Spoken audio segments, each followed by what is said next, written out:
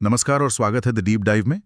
आज हम एक बहुत ही ज़रूरी और दिलचस्प मौजू पर बात करने जा रहे हैं जो सीधे तौर पर एआई की दुनिया में अपना करियर बनाने वाले छात्रों से जुड़ा है। विषय है सबके सामने यानी पब्लिक में अपने एआई प्रोजेक्ट्स बनाकर कोई अपने करियर को कैसे एक रॉकेट लॉन्च दे सकता है। और देखिए, ये सिर्फ कोड लिखने के बारे में नहीं है, ये एक पूरी की पूरी रणनीति है। बिल्कुल। हमारी आज की ये गहरी पड़ताल student AI builds documented publicly नाम की एक बहुत ही विस्तृत रिपोर्ट पर आधारित है। और ये रिपोर्ट असल में एक पूरा गाइड है कि कैसे कोई छात्र एआई की दुनिया में सिर्फ भीड़ का हिस्सा बनने के बजाय एक अलग पहचान बना सकता है। तो आज का हमारा मिशन इस रणनीति को परत दर परत समझना है। हम ये जानेंगे कि बिल्डिंग इन पब्लिक का ये तरीका ज़रूरी क्यों है, इसके फायदे क्या हैं और सबसे अहम, इसे करने का सही तरीका क्या है। हाँ, और शुरुआत एक ऐसे आंकड़े से करते हैं जिसने मुझे सच में सोचने पर मजबूर कर दिया। रिपोर्ट में बताया गया है कि अमेरिका में 86% कंपनियां अब डिग्री से ज्यादा ये देखती हैं कि आपको काम कितना आता है, आपके पास स्किल्स क्या हैं या कोई प्रोफेशनल सर्टिफिकेट है या नहीं। ये एक बहुत बड़ा बदलाव है ना। इसका सीधा मतलब है कि अब कागज की डिग्री से ज्यादा आपके काम का सबूत मायने रखता है। बाजार साफ साफ कह रहा है, हमें मत बताओ कि तुम क्या कर सकते हो, हमें दिखाओ कि तुमने क्या किया है। इसी बात को और गहराई से समझते हैं। भारत में हर साल लगभग 25 लाख स्टेम ग्रेजुएट निकलते हैं। इतनी बड़ी संख्या है। इसके बावजूद हम हमेशा सुनते हैं कि एआई, मशीन लर्निंग और बिग डेटा जैसी फील्ड्स में अच्छी प्रतिभा की कमी है। ये क्या चक्कर है? एक तरफ लाखों ग्रेजुएट्स, दूसरी तरफ स्किल्स की कमी। ये क्लासिक पैराडॉक्स है और इसका जवाब अकादमिक ज्ञान और व्यावहारिक क्षमता के बीच के फासले में छिपा है। कंपनियां ऐसे लोगों को ढूंढ रही हैं जो समस्याओं को हल कर सकें, सिर्फ परीक्षा पास न करें। और यहीं पर सार्वजनिक प्रोजेक्ट्स की भूमिका आती है। वो एक तरह से वास्तविक दुनिया के कौशल का प्रमाण पत्र बन जाते हैं। आपका गिटहब प्रोफाइल आपके रिज्यूमे से ज्यादा शक्तिशाली हो सकता है क्योंकि वो दिखाता है कि आप असल में क्या बना सकते हैं। और इसका असर सिर्फ व्यक्तिगत करियर तक ही नहीं है। रिपोर्ट में एक बहुत ही चौंकाने वाली बात कही गई। हाँ, और वो ये है कि जब कोई छात्र भारत में बैठकर एक ओपन सोर्स एआई प्रोजेक्ट बनाता है और उसे सार्वजनिक करता है, तो वो अनजाने में देश की तकनीकी संप्रभुता और डीप टेक रणनीति में योगदान दे रहा होता है। एक मिनट रुकिए, ये तो सोचने का पूरा नजरिया ही बदल देता है। मतलब एक छात्र जो अपने हॉस्टल के कमरे में या घर पर बैठकर कोड लिख रहा है, वो असल में देश की तकनीकी ताकत बढ़ा रहा है। ये तो बहुत बड़ी बात है। बिल्कुल, इसे इस तरह से देखिए, हर सार्वजनिक ओपन सोर्स प्रोजेक्ट देश के लिए एक छोटी सी तकनीकी संपत्ति है जिसका इस्तेमाल कोई भी कर सकता है, जिस पर कोई भी आगे काम कर सकता है। जब हजारों छात्र ऐसा करते हैं तो ये एक बहुत बड़ा सामूहिक ज्ञान का भंडार बन जाता है। तो हाँ, आपका गिटहब रिपॉजिटरी सिर्फ आपका पोर्टफोलियो नहीं है, ये एक राष्ट्रीय रणनीतिक संपत्ति भी है। वाह, ये नजरिया तो किसी भी छात्र को प्रेरित कर सकता है। लेकिन चलिए थोड़ा और व्यावहारिक स्तर पर आते हैं। रिपोर्ट कहती है कि यह विश्वास और विशेषज्ञता बनाने का एक जबरदस्त तरीका है। जब कोई अपनी पूरी यात्रा, अपनी सफलताएं, अपनी असफलताएं, अपनी सीख, सब कुछ पारदर्शी तरीके से साझा करता है, तो ये एक कहानी बन जाती है। और लोग कहानियों से जुड़ते हैं, है ना? जब एक नियोक्ता आपके कोड के साथ साथ आपकी उस यात्रा को भी देखता है, तो वो सिर्फ आपके कौशल का मूल्यांकन नहीं कर रहा होता है, वो आपके जुनून, आपकी दृढ़ता और आपकी सीखने की क्षमता को भी देख रहा होता है। और इसका एक और बहुत बड़ा फायदा है, तुरंत मिलने वाला फीडबैक। हाँ, ये तो बहुत जरूरी है। यूनिवर्सिटी में तो प्रोफेसर बस साल के अंत में गुड जॉब या नीड्स इंप्रूवमेंट लिख देते हैं, ज्यादा कुछ सीखने को नहीं मिलता उससे। एग्जैक्टली। लेकिन जब आपका प्रोजेक्ट सार्वजनिक होता है तो उसे दुनिया भर के विशेषज्ञ और असली उपयोगकर्ता देख सकते हैं। वो आपको बताएंगे कि आपका कोड कहाँ बेहतर हो सकता है, आपका यूआई कहाँ कंफ्यूजिंग है या आपका आइडिया कहाँ कमजोर है। ये आलोचना कभी कभी सुनने में कड़वी लग सकती है, लेकिन ये सीखने की प्रक्रिया को 10 गुना तेज कर देती है। ये आपको तकनीकी महत्वाकांक्षा के साथ साथ मानवीय संवेदनशीलता सिखाती है। मतलब आप सिर्फ तकनीक नहीं बना रहे, आप इंसानों के लिए कुछ बना रहे हैं। तो ये तो साफ है कि पब्लिक में बनाना क्यों जरूरी है। ये आपका रिज्यूमे भी है, एक कहानी भी है और देश के लिए एक संपत्ति भी। लेकिन अगर मैं एक छात्र हूं तो मेरे दिमाग में पहला सवाल आएगा, ठीक है, मैं तैयार हूं, पर बनाऊं क्या? क्या मुझे कोई अगला बड़ा एआई मॉडल बनाने की कोशिश करनी चाहिए या कुछ और?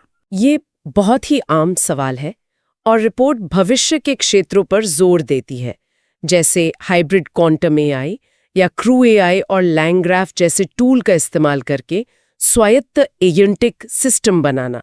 ये सुनने में बहुत आकर्षक लगते हैं, लेकिन यहाँ एक जाल है। सिर्फ सबसे नई और चमकदार चीज के पीछे भागना हमेशा सही नहीं होता। मतलब ये कि एक मजबूत एआई एप्लीकेशन की नींव हमेशा कंप्यूटर विज्ञान के मूल सिद्धांतों पर टिकी होती है।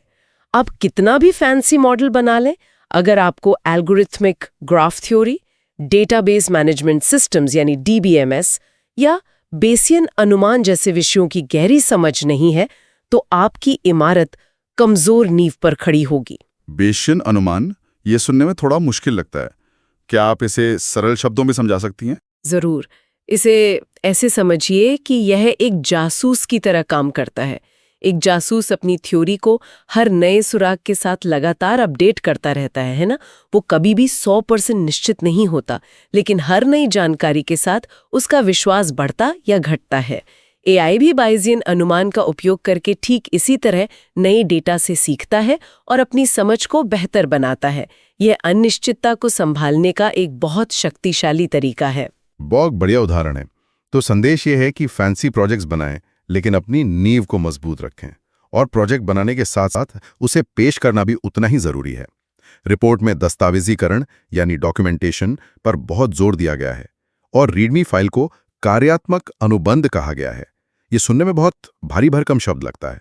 एक आम छात्र के लिए इसका क्या मतलब है? नहीं, बिल्कुल नहीं। इसका सीधा सा मतलब है कि आपका रीडमी एक वादा है। ये आपके प्रोजेक्ट का चेहरा है, और ये बाकी दुनिया से कहता है, देखो मेरा प्रोजेक्ट ये काम करता है, इसे इस तरह से इस्तेमाल किया जा सकता है, और अगर तुम इन स्टेप्स को फॉलो करोगे तो तुम भी इसे चला पाओगे। ये भरोसा बनाता है। एक अच्छा रीडमी दिखाता है कि आप सिर्फ अपने लिए कोड नहीं लिखते, बल्कि दूसरों के बारे में भी सोचते हैं।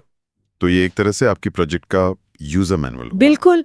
और मैं आपको एक छोटी सी कहानी बताती हूँ। एक बार एक रिक्रूटर ने मुझे बताया कि वो किसी कैंडिडेट का गिटहब प्रोफाइल खोलते ही सबसे पहले ये देखती है कि क्या उसने कोड और डेटा को अलग-अलग फोल्डर में रखा है, और क्या एक requirements.txt फाइल है।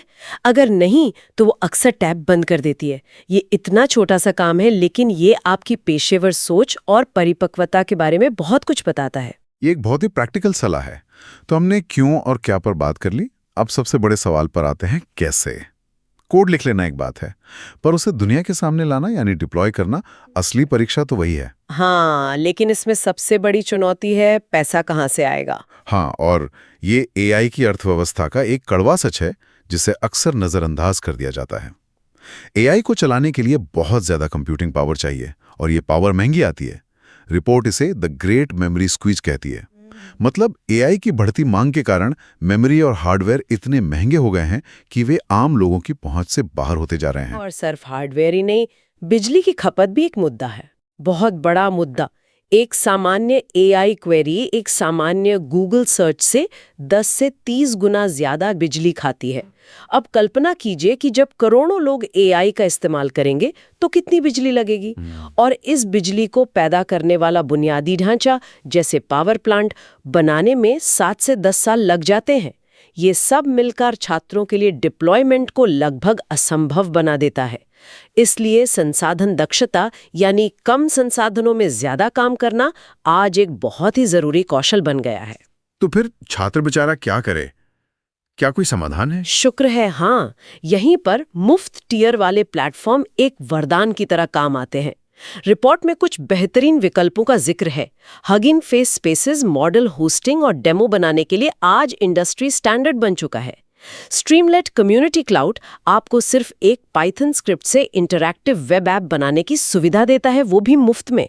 और अगर आपको बैकएंड एपीआई की जरूरत है तो रेंडर का मुफ्त टियर एक शानदार विकल्प है। ग्रेडियो के बारे में सुना है कि ये गेम चेंजर है, कि आप बिना वेब डेवलपमेंट सीखे ही एक ऐप बना सकते हैं।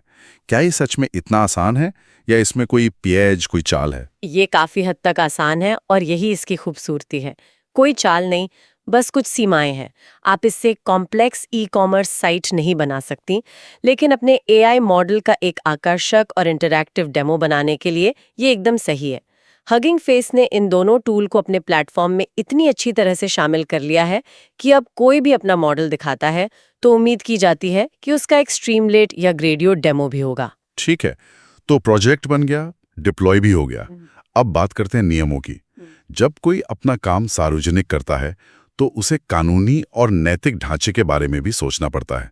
सबसे पहले लाइसेंस, MIT, Apache 2.0, ये सब क्या है और एक छात्र को कौन सा चुनना चाहिए? ये बहुत जरूरी सवाल है। इसे सरल रखते हैं। MIT लाइसेंस बहुत ही उदार है। ये कहता है मेरा कोड लो, इसके साथ जो करना है करो, बस मेरा नाम क्रेडिट में डाल देना। ये एकेडमिक और शुरुआती प्रोजेक्ट्स के लिए बहुत अच्छा है। लेकिन Apache 2.0 लाइसेंस एक कदम आगे जाता है। ये पेटेंट अधिकारों का एक स्पष्ट अनुदान भी देता है। मतलब अगर कोई कंपनी आपके कोड का उपयोग करती है तो आप बाद में उन पर पेटेंट उल्लंघन का मुकदमा नहीं कर सकते हैं। ये उन प्रोजेक्ट्स के लिए बेहतर है जिसमें व्यावसायिक क्षमता है, क्योंकि ये कंपनियों को एक कानूनी सुरक्षा प्रदान करता है। अच्छा, लाइसेंसिंग तो समझ आ गया, लेकिन मैं डेटा के बारे में सोच रहा हूँ। आजकल तो हर कोई इंटरनेट से डेटा उठा लेता है। एक छात्र को कैसे पता चलेगा कि जो डेटा वो इस्तेमाल कर रहा है वो कानूनी तौर पर सही है या नहीं? कहीं ऐसा ना हो कि प्रोजेक्ट बनाने के चक्कर में कोई कानूनी पचड़े में फंस जाए। इन्हीं मुद्दों में से एक है। रिपोर्ट में रेडिट और द न्यूयॉर्क टाइम्स द्वारा परप्लेक्सिटी जैसे AI कंपनियों पर किए गए मुकदमों का उदाहरण दिया गया है। उन पर आरोप है कि उन्होंने बिना अनुमति के उनकी सामग्री का इस्तेमाल अपने मॉडल को प्रशिक्षित करने के लिए किया। ये छात्रों के लिए एक बड़ी चेतावनी है। अगर आपके प्रशिक्षण डेटा का स्रोत स्पष्ट नहीं है तो आप न केवल खुद को बल्कि आपके कोड का उपयोग करने वाले भविष्य के उपयोगकर्ताओं को भी कानूनी मुसीबत में डाल सकते हैं। इसलिए अपने डेटा के स्रोत और अधिकारों का दस्तावेजीकरण करना अब अनिवार्य हो गया है। और कानूनी पहलुओं के अलावा नैतिक जिम्मेदारी भी है। AI एक बहुत शक्तिशाली उपकरण है और इसका इस्तेमाल जिम्मेदारी से किया जाना चाहिए। बिल्कुल।